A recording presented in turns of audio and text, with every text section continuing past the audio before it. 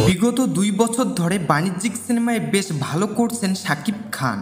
তাণ্ডব, তুফান, বরবাদ দিয়ে পর্দা কাঁপিয়েছেন তিনি। তারই ধারাবাহিকতায় এবার ৯০ দশকের ঢাকার আন্ডারওয়ার্ল্ড নিয়ে নির্মিত once upon a time in ঢাকাতে দেখা যেতে পারে ঢালিউড মেগাস্টারকে। জানা গেছে ছোট পর্দার নির্মাতা আবু হায়াত মাহমুদ প্রথমবারের মতো পা রাখছেন বড় পর্দায়। তার পরিচালনায় তৈরি হতে যাচ্ছে once upon a time in Dhaka.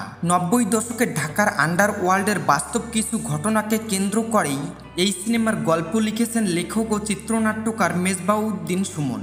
প্রথম দিকে শোনা গিয়েছিল সিনেমাটির কেন্দ্রীয় চরিত্রে অভিনয় করবেন শরীফুল রাজ অথবা মোশাররফ করিম। তবে পরিচালক তখন সে গুঞ্জন পুরোপুরি নাকচ করেননি। বছর না ঘুরতেই নির্মাতা আনলেন বড়সড় চমক। সিনেমার মূল চরিত্র কালা জাহাঙ্গীরের ভূমিকায় থাকছেন ঢাকাই চলচ্চিত্রের শীর্ষ তারকা শাকিব খান।